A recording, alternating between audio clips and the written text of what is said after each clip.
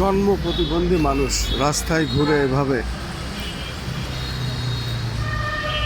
তারপরে তারা চেষ্টা করে কিছু আর্থিক সাহায্য পায় কিনা, এবং সাহায্য পেলেই তাদের জীবন চলে, তাছাড়া তাদের জীবন চলে না।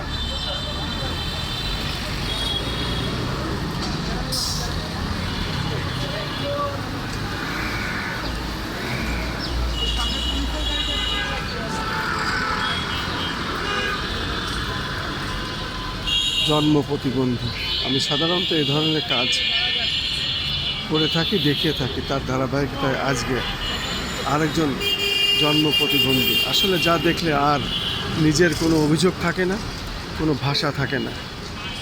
এই হলো জীবন সংগ্রাম, বেঁচে থাকার শেষ চেষ্টা জীবন সংগ্রামে।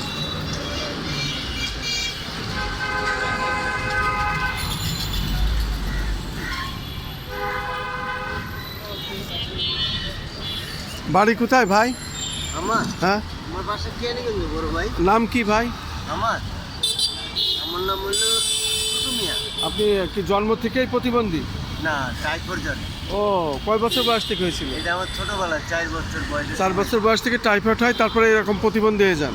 তারপর কেউ আছে না লোকজন? হ্যাঁ, ফ্যামিলির আছে, 2 ছেলে 1 মেয়ে। তো এইভাবে ইনকাম করে কিছু হয়, পাওয়া যায়?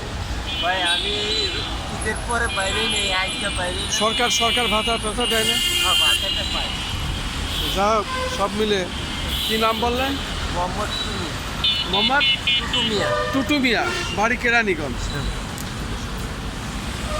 শুধু দর্শক, আসলে এই ধরনের জীবন জীবিকার সন্ধানে দেখেন, ছোট কাল থেকে তার টাইফয়েড হয়েছিল, 3 বছর বয়স থেকে, তারপরেই সে এরকম প্রতিবন্ধী হয়ে যায়।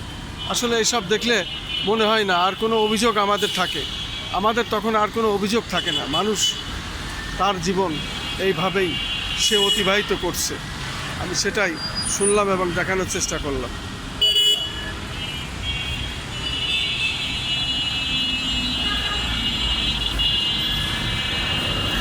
ভাই বয়স কয় বছর?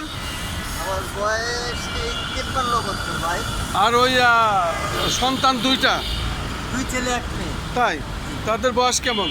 আমার বড় ছেলের বয়স এই 24 25-এ পড়লো। ও আচ্ছা আচ্ছা, ঠিক আছে।